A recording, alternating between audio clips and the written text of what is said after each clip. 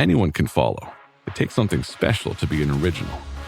Which is why the 2025 Lincoln Navigator SUV arrives with new ways of surrounding you in luxury, including the ultra-wide 48-inch panoramic display and the multi-sensory Lincoln Rejuvenate experience. A true original never stops evolving. So meet the 2025 Navigator, the original that's all new and better than ever. Learn more at Lincoln.com. Lincoln and Navigator are trademarks of Ford or its affiliates. Introducing Meta Ray-Ban Display, the world's most advanced AI glasses. With a full color display built into the lens of the glasses, it's there when you need it and gone when you don't. Send and receive messages, translate or caption live conversations, collaborate with Meta AI, and more. Be one of the first to try Meta Ray-Ban Display. Visit meta.com/Meta Ray-Ban Display to book a demo and find your pair. Sunday morning. What's going on in the Far East? Well, the expert, Gordon G. Chang, and you can keep track on him on his Twitter, at Gordon G. Chang. He will fill us in. Well, Gordon, what the heck is going on? Well, the important thing here is that President Trump has announced a meeting with Xi Jinping in South Korea on Thursday, the 30th of this month. The Chinese, very interestingly, have yet to confirm the meeting. And I'm sure it'll go forward, but I believe that Beijing is just trying to make President Trump sweat. They're trying to make him look like he's in the supplicant position. And the reason why this is important, because Trump obviously doesn't think about that way. I don't think he really cares about the optics. But it is feeding the Chinese arrogance going into this meeting. And that's going to make it much more difficult for the U.S. to deal with Xi Jinping going forward. Understood. And I'm sure there's a lot of moving parts, and things change days in, days out, and weeks in, weeks out. And the one thing we all hope for is peace. The one thing we all hope for is peace. And when President Trump sits down with Xi Jinping, maybe they will be able to come to terms. I think it's going to be a little bit difficult right now.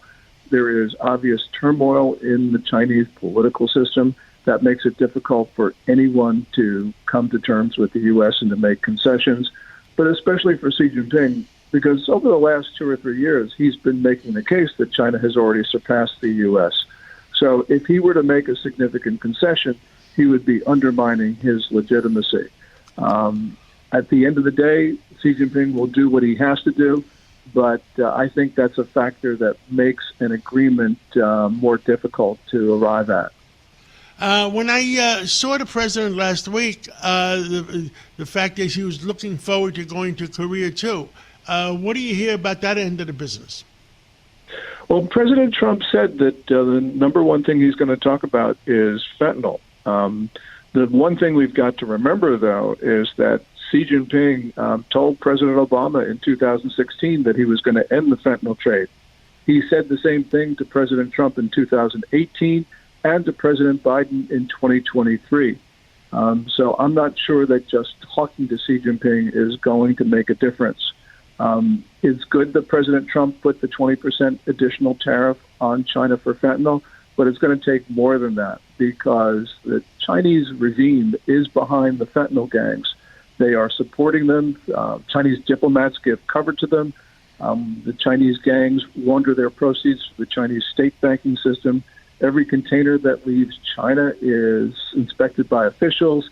The Chinese central government gives subsidies for the production of fentanyl.